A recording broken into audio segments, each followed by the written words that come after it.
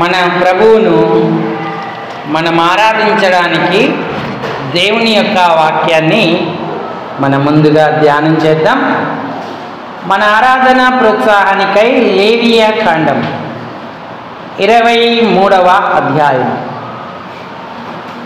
లేవియా కాండం 23వ అధ్యాయము 15వ వచనం నుండి 18వ వచనం వరకు మార్చి చదువుకుందాం.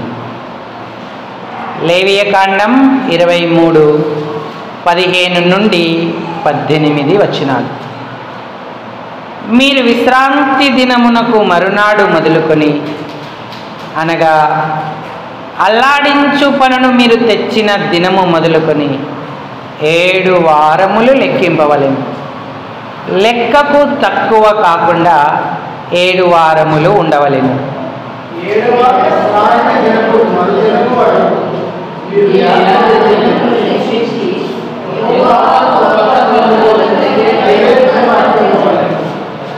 మీరు మీ నివాసములలో నుండి తూములో 2 10 వంతుల పిండి గల 2 రొట్టెలను అల్లాడించు అర్పణగా తేవలెను.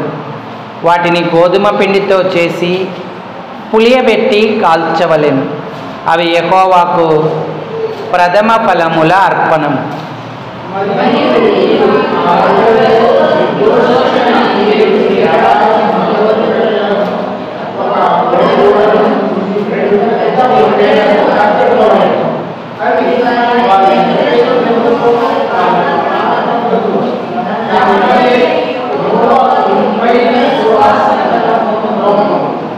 పదహారవ వచనాన్ని మనందరం కలిసి బిగ్గరగా మరోసారి చదువుకుందాము. 7వ విశ్రాంతి దినపు మరుదినమునకు మీరు 7 దినములు లెక్కించి యెహోవాకు క్రొత్త ఫలముతో నైవేద్యము అర్పింపవలెను. చాలండి. చదువుకున్న లేఖన భాగం చేరిరాగలిగిన మన హృదయాలకు మన ప్రభువును ఆత్మ సత్యాలతో ఆరాధించడానికి హెచ్చరికగా, పురికొల్పుగా, ఆశీర్వాదకరంగా, దీవెనకరంగా ప్రేమగల దేవుడు చేయునుగాక. ఆమేన్. ప్రభు ప్రజలారా, ప్రభునందున్నటువంటి ప్రియమైన వాళ్ళారా, దేవుడు మనలను ప్రేమించి మరొక క్రొత్త సంవత్సరంలోకి అడుగుడింపజేశాడు. ఈ క్రొత్త సంవత్సరం క్రొత్త అనుభవాలతో మనం ఎదగాలని, క్రొత్తగా ప్రభు కొరకు బ్రతకాలని ఆయన సంకల్పిస్తూ ఉన్నాడు. మనం ఇక్కడ పాత నిబంధనలో చదువుకుని మాటలన్నిటి మీద మనం మనసు పెట్టం. కానీ యెహోవాకు క్రొత్త ఫలముతో నైవేద్యము అర్పింపవలెను అన్నాడు. లేవియా కాండం 23:16 చివరి భాగంలో నాతో చెప్పండి అందరూను. యెహోవాకు క్రొత్త ఫలముతో నైవేద్యము అర్పింపవలెను. ఆయన ఆరాధించడానికి ఇక పాత ఫలము పనికిరాదు. ఈ క్రొత్త సంవత్సరం క్రొత్త ఫలములతో ఆయనను ఆరాధించాలని దేవుడు కోరుతా ఉన్నాడు. క్రొత్త ఫలముతో నైవేద్యము అర్పింపవలెను అన్నాడు. మనం పరిచయమైన మాట, ఎవడైనను క్రీస్తునందున్న ఎడల వాడు క్రొత్త సృష్టి అన్నాడు. ఇదిగో క్రొత్త వాయెను అన్నాడు, పాతవి గతించెను అంటూ ఉన్నాడు. కాబట్టి నువ్వు నూతన సృష్టి లేదా క్రొత్తగా అయ్యావా? ఈనాడు పాత ఆరాధన ఆయనకు ప్రీతికరం కాదు. ఈ క్రొత్త సంవత్సరంలో క్రొత్త ఫలముతో నీవు ఆయన్ని ఆరాధించాలని దేవుడు కోరుతా ఉన్నాడు. క్రొత్త ఫలాన్ని ఆయన మనకు అనుగ్రహిస్తూ ఉన్నాడు. ఆ ఫలాన్ని మనం పొందుకొని ఆత్మ సత్యాలతో ఆయనను మనం ఘనపరిచేటువంటి వారంగా ఉండాలి. భక్తులు ఆయనను కీర్తించినప్పుడు క్రొత్తదైన అనుభవములను పొంది ఆయనను ఆరాధిస్తూ ఘనపరిచాడు. దావీదు ఎలా ఆయన్ను ఆరాధించాడు? 40వ కీర్తన 2వ వచనము నుంచి చదవండి. కీర్తన 42వ వచనం. నాశనకరమైన గుంటలో నుండి ఆ జిగటగల దొంగ ఊబిలో నుండి ఆయన నన్ను పైకెత్తెను. నా పాదములను బండ మీద నిలిపి నా అడుగులు స్థిరపరచెను అన్నాడు. తనకు స్తోత్ర రూపమగు క్రొత్త గీతమును మన దేవుడు నా నోట నుంచెను అన్నాడు. అనేకులు దాన్ని చూచి భయభక్తులు కలిగి యెహోవా యందు నమ్మిక ఉంచెదరు అన్నాడు. దావీదు దేవుణ్ణి ఆరాధించడానికి ఒక క్రొత్త గీతాన్ని తన నోట దేవుడు ఉంచాడు అని చెప్తా ఉన్నాడు. అది కూడా స్తోత్ర రూపమగు క్రొత్త గీతం. దావీదు దేవుణ్ణి గ్రహించి అనుభవించి క్రొత్తదైన గీతాన్ని ఆయనకు పాడుతూ ఉన్నాడు. ఎందుకంటే క్రొత్త అనుభవం దావీదు పొందాడు. క్రొత్త ఫలమైనటువంటి క్రొత్త గీతాన్ని దావీదు దేవుని దగ్గరికి తెస్తా ఉన్నాడు. మరి క్రొత్త సంవత్సరంలో నీవు కొత్తగా చేయబడ్డావా? క్రొత్త పాట నీ నోట ఉందా? దేవునికి స్తోత్ర రూపమగు క్రొత్త కీర్తనను నేర్చుకున్నావా? ఇక్కడ కీర్తనకాడు ఏం చెప్తున్నాడంటే, నాశనకరమైన గుంట జిగటగల దొంగ ఊబి నుండి ఆయన నన్ను పైకెత్తెను అన్నాడు. అంటే ఈ నాశనకరమైన గుంట జిగటగల దొంగ ఊబి పాపమే. ఆ పాపపు బురదలో నుంచి యేసయ్య ఆయనను పైకెత్తాడు. ఆయన పాదాలు మరెన్నడూ కూడా జారిపోకుండా, బురదలో పడిపోకుండా బండ మీద, క్రీస్తు అను బండ మీద నిలిపి ఆయన నోట స్తుతి గీతాన్ని, క్రొత్త గీతాన్ని ఉంచాడు. మనం ప్రభువుకు క్రొత్త గీతం చెల్లించాలంటే పాపపు స్థితి నుంచి విమోచించబడాలి. అందుకే ఎవడైనా క్రీస్తునందున్న ఎడల వాడు నూతన సృష్టి అన్నాడు. మరి నువ్వు పాపశాపాల నుంచి విమోచింపబడ్డావా? ఆ అపవిత్రత నుంచి బయటపడ్డావా? యేసయ్య నీ పాపం కొరకే ప్రాణం పెట్టాడు. నువ్వు ఆ బురదలో, నాశనకరమైన గుంటలో ఉండక్కర్లేదు. ఆయన చేయి నువ్వు అందుకుంటే ఆయన నిన్ను పైకి లేవనెత్తి బండ మీద నీ అడుగులు స్థిరపరుస్తాడు. నిన్ను తన కుమారునిగాను కుమార్తెగాను స్వీకరిస్తాడు. ఆ గొప్ప భాగ్యాన్ని నీకు కలగజేస్తాడు. కాబట్టి ఇప్పుడే పాపక్షమాపణ పొందు. ప్రభువా నేను పాపిని అని ఒప్పుకో. అప్పుడు నీకు దేవుడు క్రొత్త గీతాన్ని నీ నోట నుంచుతాడు. భక్తులందరూ కూడా క్రొత్త పాట పాడారు. 96వ కీర్తన మొదటి వచనం చదవండి. 96. యెహోవా మీద క్రొత్త కీర్తన పాడుడి. 98వ కీర్తన మొదటి వచనం. యెహోవా ఆశ్చర్య కార్యాలు చేసి ఉన్నాడు.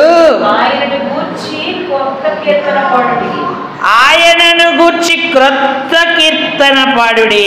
ఆయన దక్షిణ హస్తము, ఆయన దక్షిణ హస్తము, ఆయన పరిశుద్ధ బాహువు, ఆయన పరిశుద్ధ బాహువు ఆయనకు విజయం కలుగజేసి ఉన్నది. ఆయనకు విజయము కలగజేసి ఉన్నది. యెహోవా తన రక్షణను వెల్లడి చేసి రక్షణ పొందిన వారందరూ కూడా నూతనమైన గీతాన్ని పాడాలి, క్రొత్త పాట పాడాలి. ఆయన తన రక్షణను వెల్లడి చేసి ఉన్నాడు. అన్యజనుల ఎదుట నీతిని బయలుపరిచి ఉన్నాడు. కాబట్టి ప్రియులారా, ఈనాడు దేవుని బిడ్డలమైన మనం క్రొత్త అనుభవముతో ఆయన్ని గణపరుస్తా ఉన్నామా? మన నోట ఉంచిన స్తోత్ర రూపమగు క్రొత్త గీతాన్ని పాడుతున్నామా? రక్షణ అనుభవమే అంతరంగంలో నుంచి ఆయనకు స్తోత్ర రూపమగు క్రొత్త గీతాన్ని తీసుకొస్తుంది. నా రక్షణకై నీకు స్తోత్రం ప్రభువాన్ని ఎలుగెత్తి చెప్పడమే క్రొత్త పాట. పాత సంవత్సరం పాపములో ఉన్నట్టుగా ఇక ఈ నూతన సంవత్సరంలో పాపంలో ఉండకూడదు. రక్షణ అనుభవంలోకి వచ్చి ఆత్మ సత్యాలతో ఆయన్ను ఆరాధించాలి. దేవుడు క్రొత్త ఫలముతో నైవేద్యము అర్పించమంటున్నాడు. కాబట్టి ఆ కొత్త పాట ఆరాధనా గీతం నీలో ఉంటే, ఆ అనుభవానికి నీవు వస్తే నువ్వు క్రొత్త నైవేద్యాన్ని ఆయనకు సమర్పించుకోగలుగుతావు. ఇది మొదటి ఫలం, క్రొత్త గీతం. రెండవ ఫలం, ఆయన మన మనసే క్రొత్త మనసులా చేశాడు. సౌలుకున్న పాత మనసు ఆయన తీసేశాడు, క్రొత్త మనసు సౌలుకి ఇచ్చాడు. ఆ క్రొత్త మనసుతో దేవుని మాటలను ఆయన ప్రకటించాడు. మొదటి సమూయేలు గ్రంథం 10వ అధ్యాయం 6వ వచనం.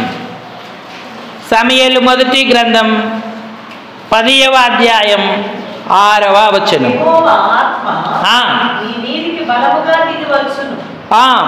నీవు వారితో కలిసి ప్రకటన చేయుచుండగా, వారితో కలిసి ప్రకటన చేయుచుండగా నీకు క్రొత్త మనసు వచ్చును. నీకే మనస్సు వచ్చును? క్రొత్త మనసు. ఆరాధించడానికి నాడు ఈ ఫలం నీ దగ్గరుందా? క్రొత్త కీర్తన దేవుడు నా నోట నుంచాడని దావీదు సాక్ష్యం ఇచ్చాడు.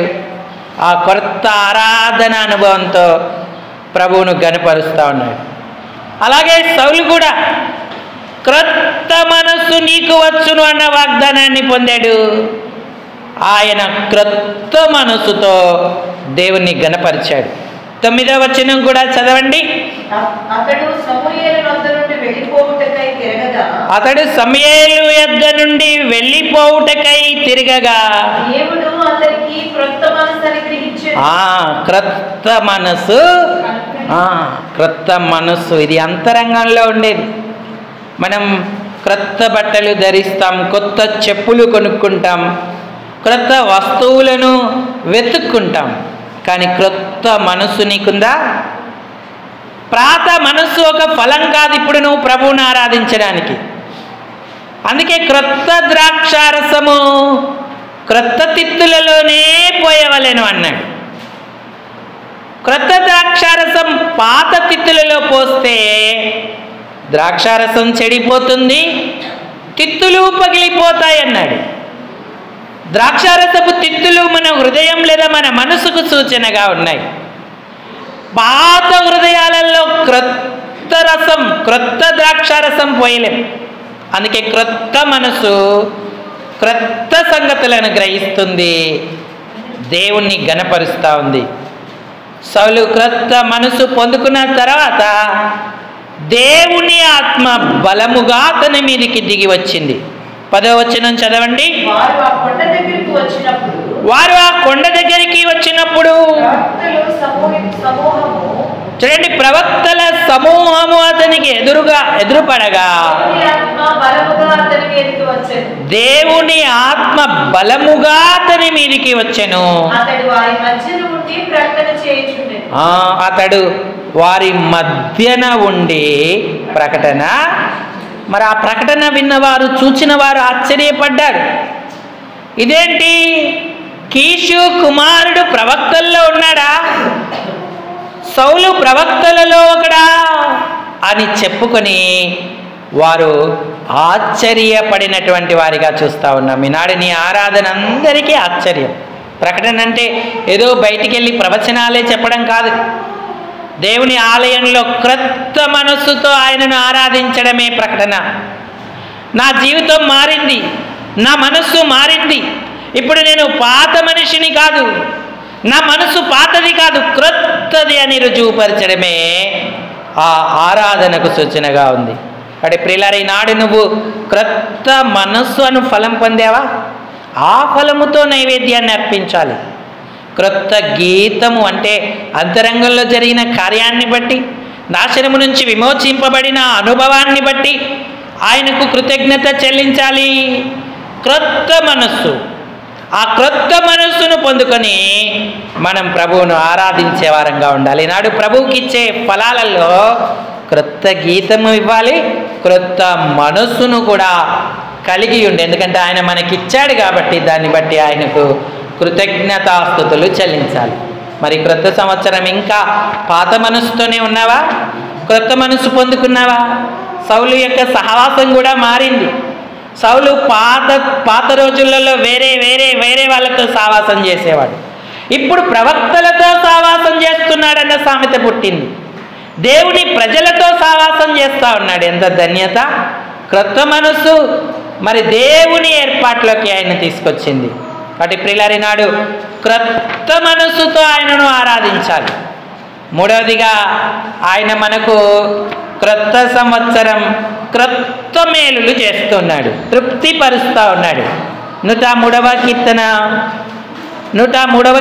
5వ వచనం. పక్షిరాజు యవ్వనము వలె నీ యవ్వనము క్రొత్తదగుచుండునట్లు ఆ మేలుతో నీ హృదయాన్ని తృప్తిపరచుచున్నాడు అన్నాడు. క్రొత్త మేలు. పక్షిరాజు ముసలిది అయిపోతున్న కొలది ఆ పక్షిరాజు ఎత్తైన స్థలానికి వెళ్ళి తాను కొన్ని దినాలు మరుగుపరుచుకుంటుంది. ఎంతో బాధ అయినప్పటికీ కూడా తన ముక్కును, గోళ్లను, ఈకలను పీకేసుకొని ఆ పక్షిరాజు తన యవ్వనాన్ని క్రొత్తదిగా చేసుకుంటుంది.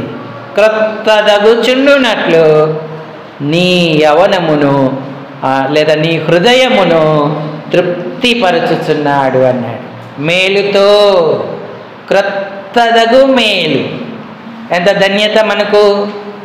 క్రొత్త గీతము ఇచ్చాడు, క్రొత్త మనసు ఇచ్చాడు, క్రొత్తదగు మేలుతో మన హృదయాన్ని తృప్తిపరుస్తూ ఉన్నాడు. ఎన్నో మేలులు ప్రభు చేశాడు, కానీ ఇప్పుడు ఇంకా క్రొత్తదగే మేలుతో చేస్తూ ఉన్నాడు. క్రొత్త ధాన్యం, క్రొత్త ద్రాక్షారసం వారి గానుగల నిండా పొర్లి పారును అన్నాడు. తృప్తితో ఆయన మనల్ని నింపుతా ఉన్నాడు. ఎంత ధన్యత! అంటే ప్రియులారా, ప్రాణం ఇచ్చి ఇంత గొప్ప మేలులు, ఉపకారాలు చేసిన ప్రభువును ఆరాధించకుండా ఉంటామా? గణపరచకుండా ఉంటామా? నయోమి బేత్లెహేము విడిచి మోయాబుకు వెళ్ళినప్పుడు మేలు చూడలేదు. ఎన్నో మేలులతో ఆమె హృదయం బేత్లెహేములో ఉంటుండగా తృప్తిపరచబడింది. కానీ అక్కడికి వెళ్ళిన తర్వాత మేలనేదే కానకుండా ఉంది. ఎప్పుడైతే మంచి తీర్మానం చేసుకొని ప్రభువును సేవిస్తారని నిర్ణయించుకొని బేత్లెహేమునకు తిరిగి వచ్చిందో, దేవుడు క్రొత్తదగు మేలుతో ఆమెను తృప్తిపరిచాడు. 10 మంది కుమారుల కంటే కూడా శ్రేష్టమైన కోడలను ఆమెకిచ్చాడు. ఒకవేళ కుమార్తెలు ఉన్నా కూడా నయోమిని అంత ప్రేమతో వారు చూసుకునేవారు కారేమో. ఆ క్రొత్త మేలు నయోమికి దేవుడు చేశాడు. అంతేకాదు, ఆమె కొరకు విశ్రాంతి విచారించి ఆమెకు వివాహం చేసిన తర్వాత ఆమెకు మరొక మేలు కూడా దయచేశాడు. ఏ మేలు చేశాడు?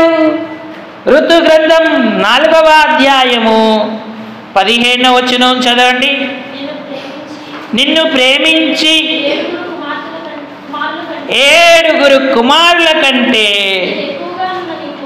నీకు ఎక్కువగానున్న నీ కోడలు ఇతనిని కనెను.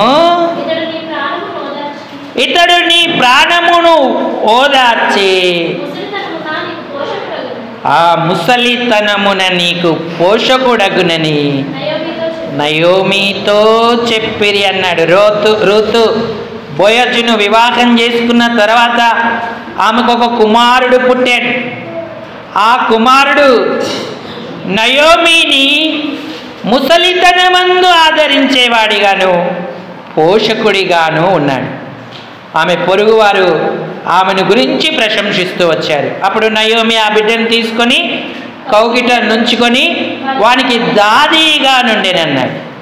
ఆమె పొరుగు స్త్రీలు నయోమి కొరకు కుమారుడు పుట్టనని చెప్పి అతనికి ఓబేదను పేరు పెట్టిరి అన్నాడు. అతడు దావీదునకు తండ్రి అయిన యెషై యొక్క తండ్రి. నయోమి హృదయం ఎంత తృప్తిపరచబడింది. ఓబేదును ఆమెకు పోషకుడిగా ఆదరణకు కర్తగా ఇచ్చాడు దేవుడు. ఈనాడు మన హృదయాన్ని కూడా ఎన్నో మేలులతో తృప్తిపరుస్తున్నాడు. అవి ఇహ సంబంధమైన మేలులు, అలాగే పర సంబంధమైన మేలులు కూడా దేవుడు చేస్తున్నాడు. అందుకే దావీదు కూడా ఆరాధించాడు. నా ప్రాణమా యెహోవాను సన్నతించు, నా అంతరంగమున్న సమస్తమా ఆయన పరిశుద్ధ నామమును సన్నతించు. ఆయన చేసిన ఉపకారాలలో దేనిని మరొకమన్నాడు. క్రొత్తదగు మేలు, క్రొత్త మేలుతో తృప్తిపరుస్తున్నాడు. ఈనాడు ఆరాధించడానికి ఆలయానికి వచ్చిన మనము క్రొత్త ఫలముతో ఆరాధిస్తున్నామా, లేక పాత ఫలమే మన దగ్గర ఉందా? క్రొత్త గీతము ఉండాలి, క్రొత్త మనస్సు ఉండాలి, అలాగే క్రొత్తదగు మేలును రుచి చూచిన వారమై ప్రభువుకు కృతజ్ఞతాస్తుతులు చెల్లించాలి. ఎందుకంటే పరలోకానికి వెళ్ళిన తర్వాత క్రొత్త పాట పాడతాం మనం. పాత పాట పాడం, పాడిందే పాడం. ఇచ్చిన అనుభవాన్ని బట్టి ఆయనను ఎంతగానో గణపరిచేటువంటి వారంగా ఉంటాం. ప్రకటనా గ్రంథం 5వ అధ్యాయము 10వ వచనం. నీవు ఆ గ్రంథమును తీసుకొని దాని ముద్రలను విప్పుటకు యోగ్యుడవు. నువ్వు దాని ముద్రలను విప్పుటకు యోగ్యుడవు. నీవు వధింపబడిన వాడవై రక్తమిచ్చి ప్రతి వంశంలోను ఆయా భాషలు మాట్లాడు వారిలోను ప్రతి జనములోను దేవుని కొరకు మనుషులను కొని దేవుని కొరకు మనుషులను కొని దేవునికి వారిని ఒక రాజ్యముగాను యాజకులను గాను చేసింది. గనుక వారు భూలోకమందు ఏలుదురని క్రొత్త పాట పాడు. భూలోకమునందు ఏలుదురని క్రొత్త పాట పాడుదురు అన్నాడు. కాబట్టి ఆ అనుభవాన్ని ఇప్పుడే పొందుదామా? క్రొత్త ఫలములతో నైవేద్యం అర్పించడానికి క్రొత్త గీతాన్ని దేవుడు మన నోట నుంచాడు. క్రొత్త మనసు మనకు అనుగ్రహించాడు. క్రొత్తదగు మేలుతో తృప్తిపరుస్తున్నాడు. కాబట్టి ఎవ్వరూ నేర్చుకోజాలని ఈ క్రొత్త అనుభవంతో ఆయన్ను మనం కనపరుద్దాం. ప్రకటన 14:3లో కూడా వారు సింహాసనం ఎదుటను 4 జీవుల ఎదుటను పెద్దల ఎదుటను ఒక కొత్త కీర్తన పాడుచున్నారు. అందుకే ఆరాధించడానికి ఎంతో ఆతృత, ఆశ మనకు ఉండాలి. దేవుడు మనకు చేసిన క్రొత్త విషయాలను బట్టి మనం నిండు మనసుతో ప్రభువును ఆరాధన చేద్దాం. భక్తులు కూడుకునే సమాజంలో మనం క్రొత్త అనుభవంతో ప్రభువును ఆరాధన చేద్దాం. ఈ తలంపులను దేవుడు దీవించునుగాక. అందరూ తలలు వంచి కళ్ళు మూసుకోండి. మనము ఆరాధనలోకి ప్రవేశిద్దాం.